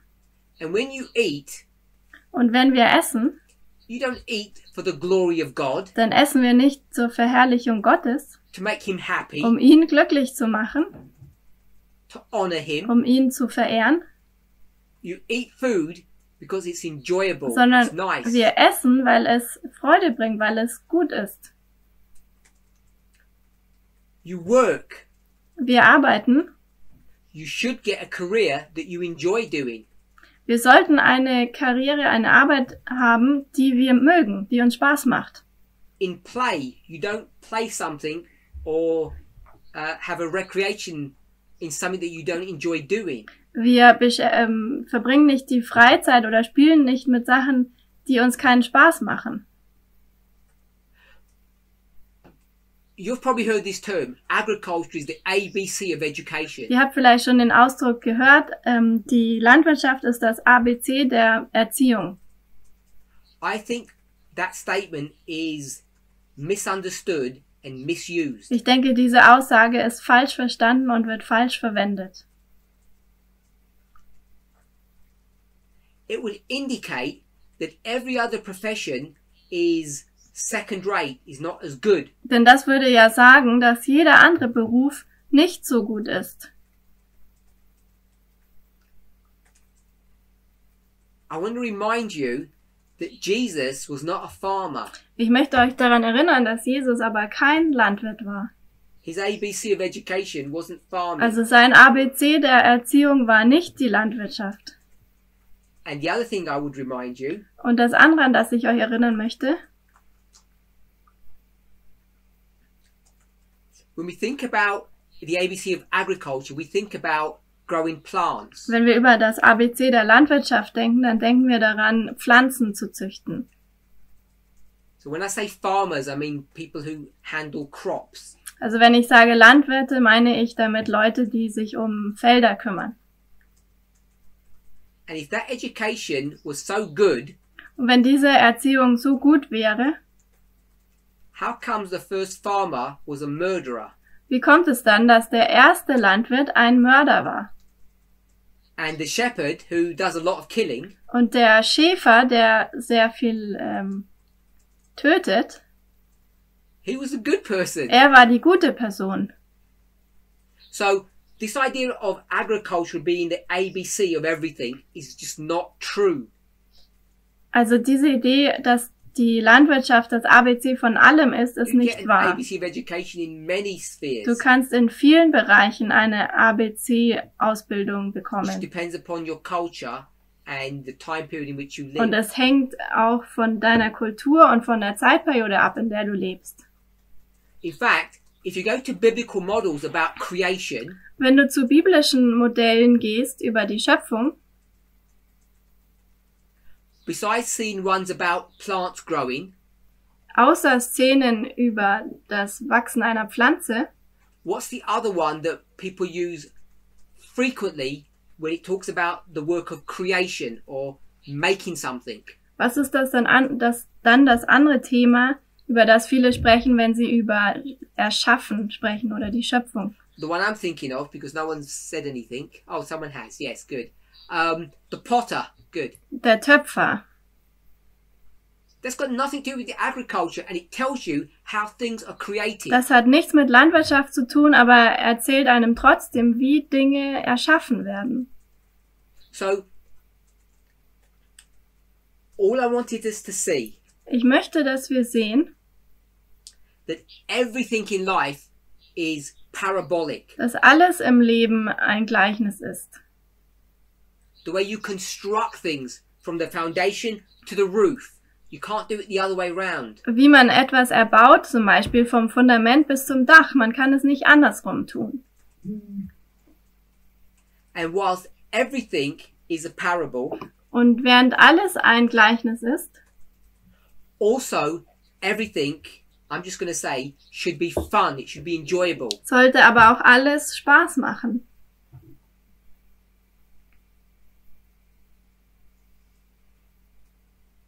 Hopefully you'll understand the parable.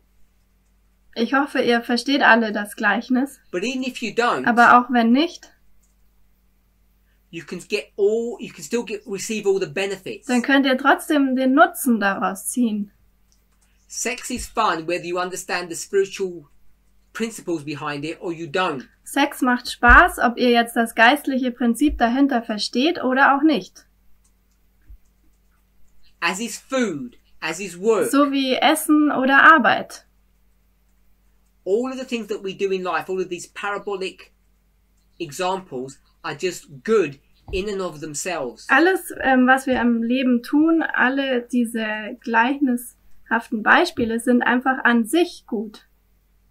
So you don't have to learn anything about God in them. Also man muss nichts über Gott lernen in diesen Because they Beispielen. stand independent of him as being things that are enjoyable and worthwhile doing. Denn unabhängig von Gott sind es Dinge, die gut sind und es wert sind zu tun. That's the beauty or the magnet of the glory of God.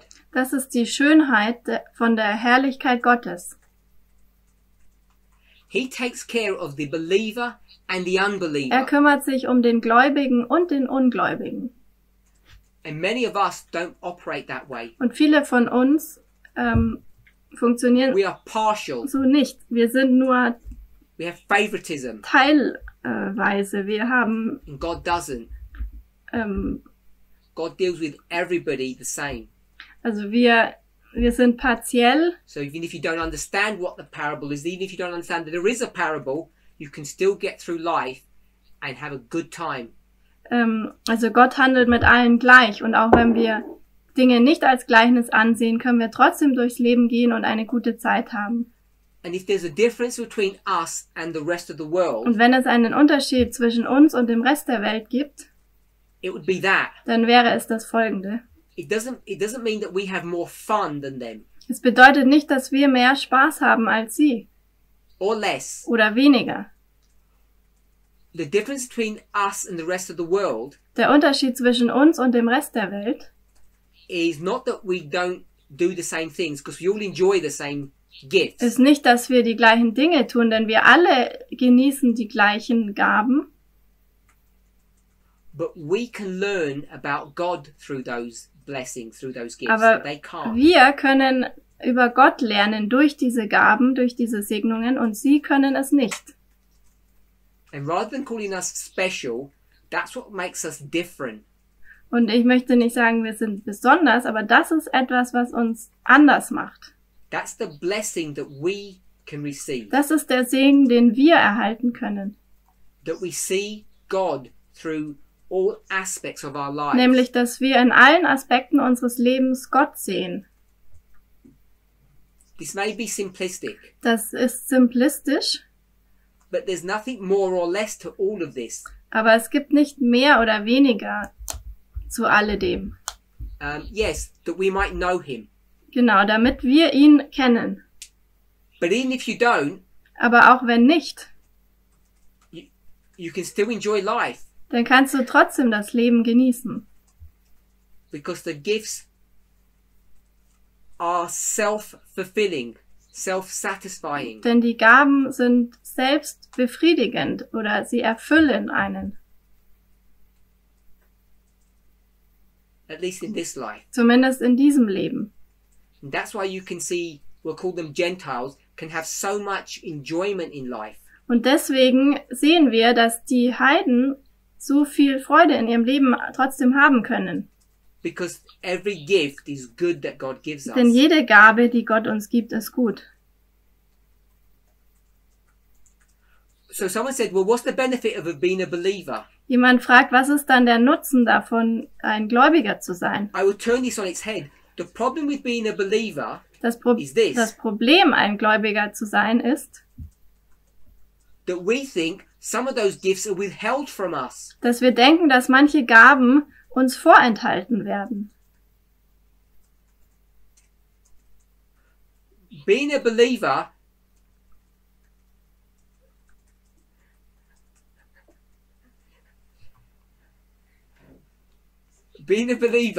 Ein, is not a restriction. ein Gläubiger zu sein, ist keine Einschränkung. The Bible says every good gift. Die Bibel sagt, jede gute Gabe. So that's one thing I want to mention. Das- that we have no restrictions given to us. Also None. wir haben überhaupt keine Einschränkungen, die uns gegeben wurden. We just can't abuse the gifts. Also wir können nicht die Gaben missbrauchen.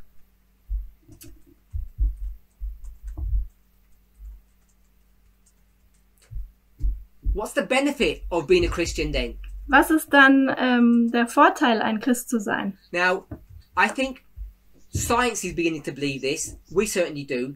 That we are spiritual beings. Wir sind geistliche Wesen. It's well recognized that meditation, whatever that might be, meditation is beneficial to human beings. Und die Wissenschaft bestätigt, dass die Meditation nützlich ist für menschliche Wesen. It's been proven scientifically to extend life. Es wurde wissenschaftlich bewiesen, dass Meditieren das Leben verlängert. Not only to extend life, but to add quality to your life. Nicht nur, dass es das Leben verlängert, sondern dass es auch dem Leben mehr Qualität gibt. We might call it meditation. Wir nennen es Meditation We might call it prayer. oder wir nennen es Gebet. The new term is mindfulness. Und der neue Ausdruck ist nachdenken, So nachzudenken. whatever you want to call it, the effect is the same. Also egal wie man es nennt, die Auswirkung ist das gleiche. So all I'm saying is there are no gifts that we are not given. Also alles, was ich sagen möchte, es sind keine Gaben, die uns nicht gegeben werden. So what's the benefit of being a believer? Was ist dann der Vorteil, ein Gläubiger zu sein? I would say the one simple thing is this. Ich würde sagen, das eine einfache Ding ist das. We'll say two. Wir sagen zwei. The big one is the following. Also der große Vorteil ist folgendes. When you die, there's something afterwards. Wenn du stirbst, dann gibt es etwas danach. 70. 70 years is not long. 70 Jahre ist nicht lang. So the simple benefit we get is eternal life and the rest don't. Also der einfache Vorteil, den wir bekommen, ist ewiges Leben und die anderen bekommen das nicht. So I think that's one of the real fundamental differences that what we have through these parables that others don't. Also ich denke, das ist einer der fundamentalen Unterschiede, den wir haben durch diese Gleichnisse und den andere nicht haben. And the second one, Und der zweite Vorteil, because we are spiritual beings, weil wir christliche Wesen sind, is that we can reap some extra benefits through these gifts, even in the present. und das ist, dass wir zusätzlichen Nutzen durch diese Gaben erhalten, sogar hier heute. That is a bit more subtle, Das ist jetzt unterschwelliger and sometimes it's not so obvious of what the real benefits are because you don't feel the benefits. und manchmal ist es nicht so offensichtlich, was jetzt der wirkliche Vorteil ist, denn oft spürt man den Vorteil nicht. If I say sex is spiritual, therefore it's somehow now super magical, you'll say, it didn't feel any different to me. Wenn ich sage, Sex ist geistlich und deswegen ist es etwas Magisches, dann würdest du vielleicht sagen, für mich fühlt es sich aber nicht irgendwie anders an. And I'm saying, all food is given by God, it's a gift. Oder ich sage, alles Essen ist von Gott gegeben, es ist eine Gabe. And if I pray over the food, I won't get ill. Und wenn ich für das Essen bete, dann werde ich Which is nicht not true, of krank. course. Das stimmt natürlich nicht.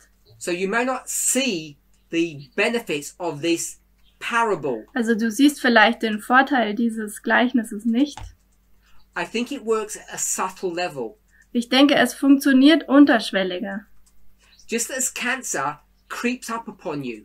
So wie Krebs in dich You hineinkommt. get cancer 10, 20 years before, and this tumor grows until it becomes a problem. Also der Krebs kriecht in den Körper hinein und der Tumor wächst vielleicht 20 Jahre lang, bis er dann zum Problem überhaupt wird. In the same way, these spiritual blessings in things that we do have an effect upon us that I don't think we can fully see or appreciate. Und auf die gleiche Art und Weise haben diese geistlichen Dinge einen Nutzen für uns, wie wir es vielleicht so nicht sehen können oder erkennen können. We'll just call it the mystery of godliness. Und wir nennen es das Geheimnis der Göttlichkeit. But I believe, and I'm sure that you do, that it is there, it exists, Aber it's ich real. glaube, und ich glaube ihr auch, dass es das gibt. Es ist wirklich wahr. So let me summarize. Lass mich zusammenfassen. Everything is a parable. Alles ist ein Gleichnis, But even if you don't know that, you can still enjoy everything. aber auch wenn ihr das nicht wisst, könnt ihr dennoch alles genießen. Because all gifts from God are good. Denn alle Gaben von Gott sind gut. If you do understand the parable, Wenn du das Gleichnis verstehst, you learn about the Creator God. dann lernst du über den Schöpfer Gott You end up getting a ticket for the afterlife. und du bekommst letzten Endes ein Ticket zum Leben danach. And for me, that's reason enough. Und für mich ist das Grund genug, It's a good enough reason to learn and understand these things. es ist gut genug, diese Dinge zu lernen und zu verstehen. Good. Someone's given us the Bible verse. I've been quoting from James 1:17. Jakobus 1, Vers 17 wurde zitiert. Every good gift, every perfect gift is from above. Alle gute Gabe ist von oben. And that's really the principle that I've been trying to share. Und das ist wirklich das Prinzip, das ich teilen wollte. Even if you didn't know that, it's still a beautiful gift. Auch wenn du das vielleicht nicht wusstest, ist es dennoch eine schöne Gabe. You still reap all the benefits. Sie ist voller Vorteile. But if you do know that it comes from God, Aber wenn du weißt, dass es von Gott kommt, then your relationship with him can develop because you can be thankful for his gifts. dann kann sich die Beziehung zu ihm entwickeln und du kannst dankbar sein für diese Gaben. Yes, as someone said, we can appreciate what he's doing for Wir us. können wertschätzen, was er für uns tut. And that way we can develop a relationship with him as well. Und dadurch können wir auch eine Beziehung zu ihm entwickeln. In closing, I want to say this last point. Zum Abschluss möchte ich den letzten Punkt sagen. For me, Für mich, understanding this parable, understanding God, getting to know him, das Gleichnis zu verstehen und Gott kennenzulernen, does not protect me. I'm going to use the word vicissitude, which means problems. It doesn't protect me from the vicissitudes of life. schützt mich nicht vor den Problemen des Lebens. Someone's going to get hurt. Jemand wird verletzt werden. Accidents happen. Unfälle passieren. Christians have problems. Christen haben Probleme. Having this connection with God does not protect you from them. It doesn't put you in a bubble. Eine Verbindung zu Gott zu haben, schützt dich nicht, es bringt dich nicht in eine Blase, die dich schützt. And I think this is a problem that people don't understand. That's why this question is so Und interesting. ich denke, das ist ein Problem, das viele Leute nicht verstehen und warum diese Frage so interessant ist. Being a Christian will not protect you from harm. Ein Christ zu sein, schützt dich nicht vor Schaden. Now you might know stories Du kennst vielleicht Geschichten, where people prayed and they were miraculously protected. wo Leute gebetet haben und auf wundersame Weise beschützt wurden. But when my children said to me, Aber wenn meine Kinder zu mir sagen, what's going to happen to me, Dad? was passiert mit mir, Papa? Will I be safe? Werde ich gerettet werden? Will you be able to keep me safe? Wirst du mich schützen, As in beschützen? Desire of Ages, chapter 5. Wie im Leben Jesu Kapitel 5.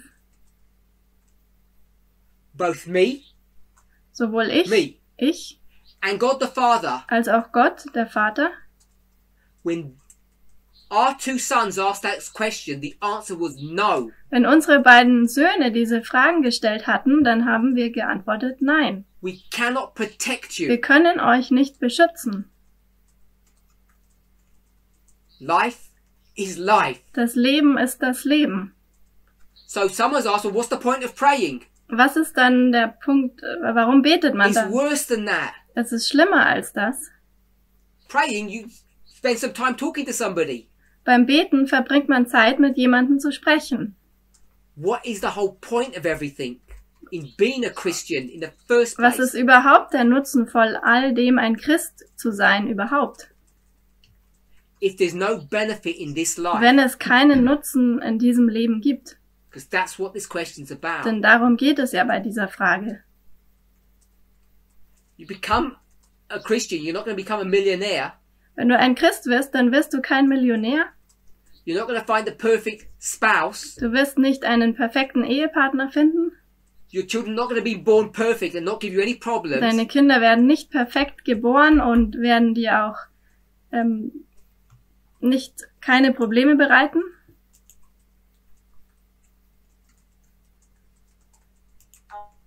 So the question is, what's the Die benefit? Frage ist, was ist dann der Vorteil? Qual é o benefício?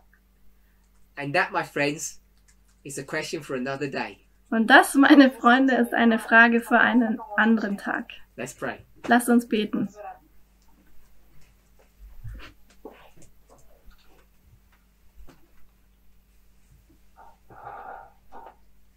Our Heavenly Father, we thank you. Himmlischer Vater, wir danken dir. Nós agradecemos. We thank you for all the gifts that you have given to us. Wir danken dir für all die Gaben, die du uns gegeben hast. Nos concede. I pray for all of the people listening to our presentation, Ich bitte für all die Leute, die sich diese Präsentationen that anhören, you would give them wisdom dass du ihnen Weisheit gibst, Senhor, lhes conceda sabedoria to understand how to manage their lives. dass sie verstehen, wie sie ihr Leben organisieren organizar sollen. suas vidas. And Father, also, we thank you for all the gifts that you give to us. Und wir möchten dir auch danken für all die Gaben, die du uns gibst, As we enjoy them wie wir sie genießen, Ao aproveitarmos eles. in the carnal sense, im fleischlichen Sinne. Carnal. help us to always keep in mind that they have a spiritual manifestation too. Hilf uns immer daran zu denken, dass sie auch eine geistliche Também tem uma Manifestation haben. We know it's your will. Wir wissen, es ist dein Wille. que é o seu desejo. We know it's for our benefit Wir wissen, es ist uns zum Nutzen, to know you, dich zu kennen, A conhecê-lo. the one true God. den einen wahren Gott. O Deus verdadeiro. We can see that it has benefits for the afterlife, Wir sehen, dass es Vorteile hat für das Leben danach, Benefícios para a vida futura. eternal life. für das ewige A vida Leben. eterna. But you've also promised that it helps us in this life Aber too. du hast auch versprochen, dass es uns auch in diesem Leben hilft. Nessa vida também. Help us to understand how and why. Hilf uns zu verstehen, wie und warum. Como e por quê. We pray in the name of Jesus. Das bitten wir im Namen Jesu. Amen. Amém.